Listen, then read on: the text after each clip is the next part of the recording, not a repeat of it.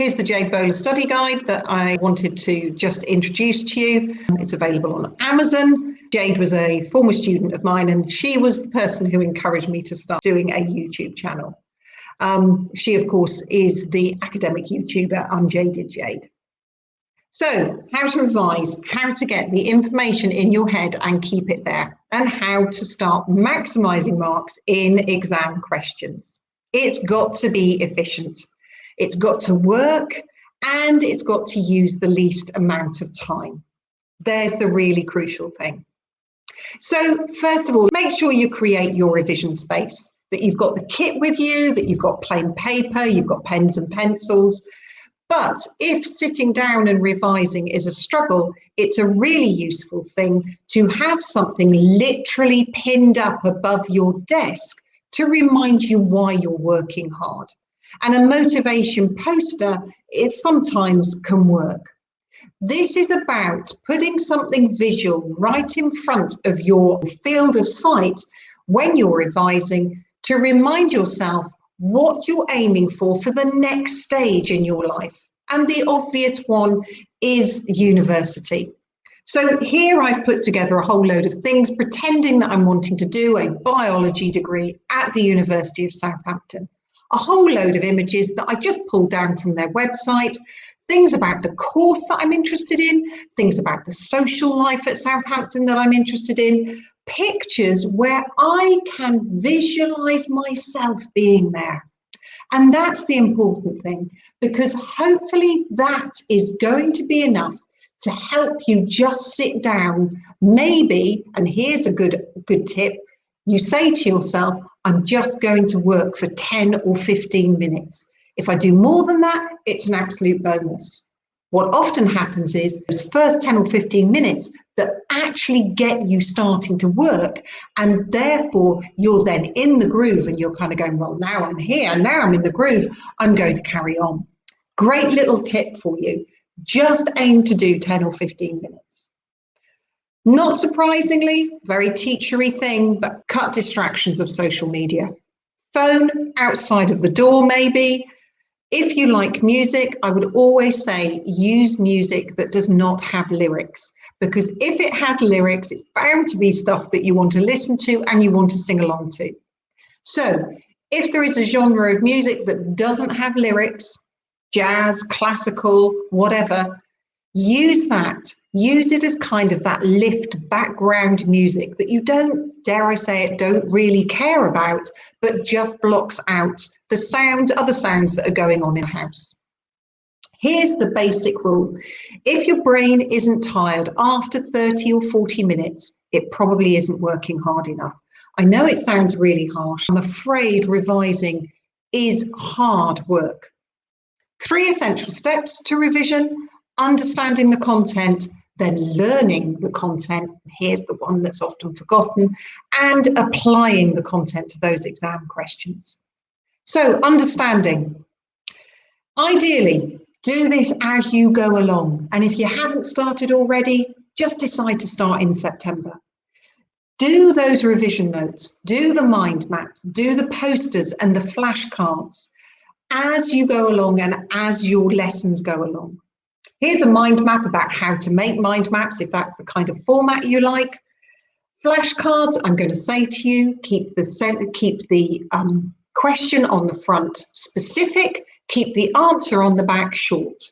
Or if you want to test yourself with diagrams, just have obviously the label on the front and the label diagram on the back. But keep those flashcards specific so that you absolutely know whether you've got the answer right or wrong. With all of these things, I'm going to emphasize the use of diagrams, abbreviations, and bullet points to reduce the number of words that are on those cards so that it doesn't take long for you to look at them and get the information in your head when that time does come to cram, because inevitably it will. Use this opportunity to really think the content through and really make sure that it makes sense to you. And if not, delve and sort it out, get your brain working to understand it before you move on to the next thing. Here's an example of my structure of the heart diagram. tells me all the blood vessels and the chambers of the heart, doesn't include the valves. I'll give you that. And here's my example of the atrial systole, the abbreviation of why that happens. Because the atrial pressure is greater than the ventricle pressure, and therefore the AV valve, the atrioventricular valve, opens. Never write in full sentences. They just take too long to read when you're trying to get the information into your head quickly. Here's an example of a GCSE revision card that actually just used really brutal abbreviations to summarize the whole of the hormone interactions in the menstrual cycle. Plus means stimulate, minus means inhibit. Videos, if you use those, they can be really useful. Always watch them at 1.5 times speed. At least 1.5 times speed. And the other thing that I would say is don't be a perfectionist about your revision notes. If you find a better way to do it, just let your revision notes evolve. Never go back and redo them. That in itself is a waste of time. Alternatively, if push comes to shove and you've just realised that you have simply got too much to do, too much to review and ensure that you understand, CGP revision guides are actually really good and very specific at including the content, the knowledge that you have to know. Notice that the knowledge gets you a certain number of marks, let's say D, up to a grade D. If you need to get up to a grade B, you need that knowledge, but you also need to be able to apply that knowledge. Graphs, data, being able to explain what's going on. The A star grades, you also need the other skills of being able to draw conclusions from data, being able to evaluate data, and be able to critique experimental methods. Those are the 3 levels of skills that you need to be able to access every single question in the exam.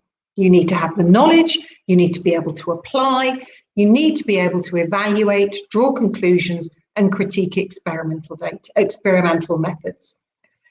This helps you with the knowledge. And you don't get A's and A stars for knowing more. You get them for being able to apply, conclude, evaluate, critique. So let's move on to learning now. Brain's got to be working hard. How do we learn?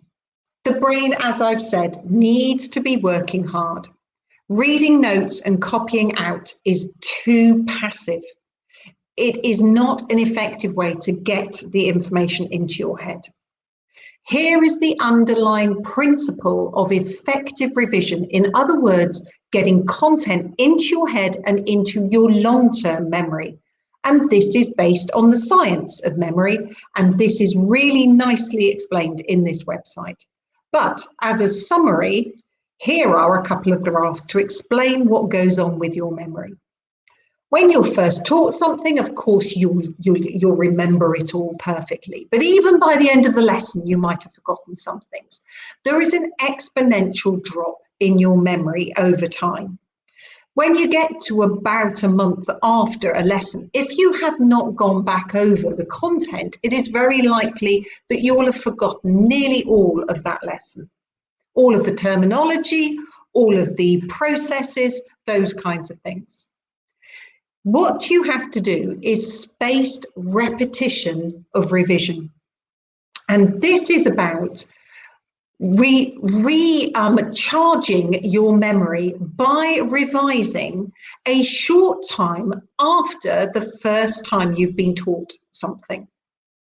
So again, you can see that this whole spaced repetition, ideally you should be doing this as you go along. And again, if you haven't done it up to now, start doing it. Don't worry too much. You can go back over some of the other stuff if year 12 stuff during year 13, because I'm going to give you revision techniques that are really short and sharp and effective. So But this is how it works. You recharge your memory. When you recharge your memory, your rate of memory loss slows. So now your memory doesn't drop back down to this level here until about twice the length of the time as it was previously. Recharge your memory again, it doubles again. So if you, for example, learn DNA replication, revise it a day later. Can you remember all of the key terms? Can you go through the process? Do you know what the enzymes do? Then revise it again 2 days later. Then again, maybe a week later, then 2 weeks, and then a month. And the science says that it's about, if you do this revision 4 or 5 times, it will be in your long-term memory. Let's face it, it's how we learnt the language that we all speak, the languages that we all speak. So that is the science of memory, spaced repetition. But of course, you're all shouting at me, oh my goodness, how do you get the time to do all of these multiple revisions? And I'm going to encourage you that actually, that if you can get most of your A-level content, let's say at least year 12 content, into your long-term memory, then you have less to concentrate on in year 13. The more you can get into your long-term memory, the less you have to cram at the end of your course. So flashcards, you can use them. I don't necessarily think this is the most efficient way to really test yourself, because we've got to be really ruthlessly testing ourselves now. You can do it using flashcards.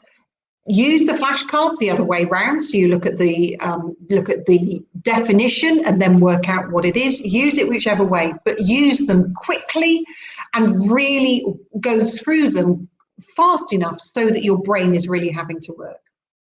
Revision cards, just give yourself a title of a topic and see how much you can scroll down in a very short space of time, very short period of time. So for the whole topic of, I don't know, structure of DNA, I would give myself 2 or 3 minutes to write down everything I can think of about the structure of DNA, including relating the structure to the function. Notice as you're scrolling this down, it can be on any piece of paper, what you are writing only has to be read by you. Use abbreviations that you can read. Don't worry about the legibility of the writing, only you need to be able to read it. You can use any kind of diagrams, just get that information down. Mind maps, again, time yourself to reproduce your mind map. Doesn't have to be beautiful. In fact, it shouldn't be. You should be scrawling those branches of the mind map that you have made, which you're trying to learn. Notice we're talking ruthless testing and timed ruthless testing, because if you can do a revision process to remind yourself about the structure of DNA and maybe even the replication of DNA in the space of 5 minutes, suddenly doing this spaced repetition doesn't seem quite so onerous, because you could be basically testing yourself on pretty much the whole of the DNA topic in 5-minute chunks. Notice if you're doing this for a number of different topics, by the end of 30 or 40 minutes, your brain is going to be hurting. You're going to need a rest. In terms of, so I absolutely believe in ruthless testing, ruthless self-testing. You've got to be able to do that. And I always advise short-timed to scroll or speak out loud. There's another option, speaking out loud, the content that you need to be learning. Other strategies for memories might help. Use them all. Mnemonics, where each letter means something. So keep pans clean or family gets sick, for, kingdom, phylum, class. or order, family, genus, species. So mnemonics, I absolutely rely on that one, as you can tell. Diagrams, as we've said before, silly associations. So for example, I always remember that the beta cells of the islets of Langerhans in the pancreas produce insulin because the B, beta, and IN of insulin spell bin. It's just a silly association. It's a silly way to remember something. And also assigning objects. If you haven't watched Unjaded Jade's method of learning processes using articles that you are allowed to take into an exam room with you to help you learn processes, do have a watch of this YouTube clip. I think it starts, actually her explaining the method starts, I think, at about 1 minute 50 seconds, something around there. So really useful and something that I had not come across before. Another way, teaching is probably one of the best ways of learning things. So if you haven't got a friend to teach, teach an imaginary friend. Teach your teddy. Speaking out loud is a good alternative to writing. Do not try and do this by speaking in your head, because I can guarantee that your brain will wander and you will go off topic. But when you're speaking out loud, something about that helps identify things that you haven't understood and you thought you had. And the other thing that it does is speaking out loud means that when you have finished saying what you know, you stop speaking. Finally, what we're going to talk about now is just mixing up your subjects. Don't try and do a whole day of biology revision. Switching between biology, maths, chemistry, geography, whichever your A levels are, just keeps your mind a little bit fresher. I hope that helps. Really useful to just switch things up a bit. So, and finally, we come to applying. Notice that application comes after learning. Learning is the one thing that most students think they don't have to do. And I know it sounds very teachery to say so. Most students kind of say, oh, miss, I read through my notes, I make sure I understand it, and then I do exam questions. That's fine. That recall from doing the exam questions will push that, recharge that memory a little bit, but it isn't going to recharge the whole topic. It isn't such an effective way. You do need to go through the rote learning of content. Deliberate practice, that means really thinking about each part of answering the question. And this also means not doing the questions under time pressure. Think about all of those sports people that you see on TV. You see them performing the most extraordinary things, you know, whether it be football or gymnastics or whatever it is. Those elite sports people will not have learnt their skills by doing everything in time-pressured situations. They will have learnt their skills by repeating those skills without time pressure. Then, when it comes to the crunch, they're able to reproduce those skills, to do those skills almost naturally, without thinking. So this is what I mean by deliberate practice. So, without time pressure, make sure that you really hone the skill of reading questions carefully. The number of marks that are lost by students by not reading questions carefully is quite frightening. I understand that you might get into a panic and therefore stop reading questions carefully. I also have a video on stopping exam panic. Also talks about whenever you are reading a question that you're automatically recognizing the topic that the question is about and automatically thinking, right, what's the terminology of that topic? Because those terms what I need to be putting in this answer. We all know the number of marks there are in the mark scheme for using correct A-level terminology and not describing things in GCSE or below terms.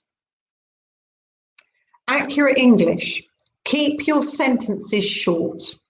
The number of times that students write an answer which is 6 lines long and is made up of one sentence.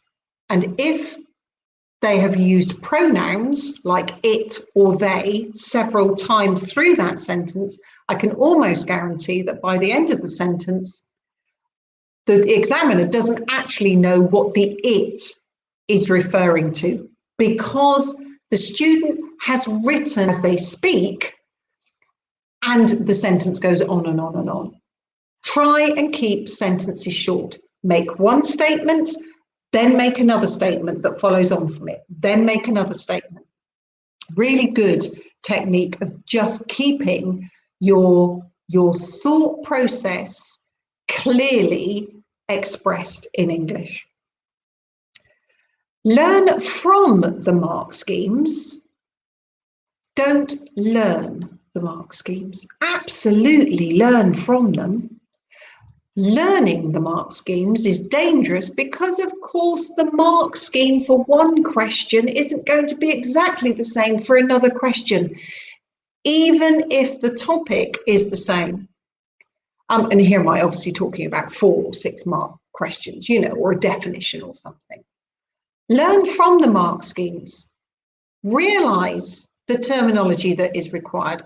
Make sure that that is highlighted in those revision cards or included in those flashcards.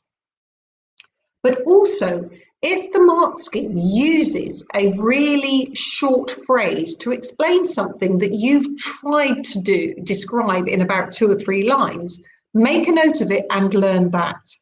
Classic example is with gas exchange in fish, that you can say that the countercurrent flow maintains the concentration gradient along the whole length of the gill filament or the whole length of the lamellae. That statement explains countercurrent, what the purpose is of the countercurrent model of the gas exchange. So just really useful. And especially look out for common questions to see what the main key points are nearly always looked for in those questions. And there is the video finished. Hopefully that has been useful for you.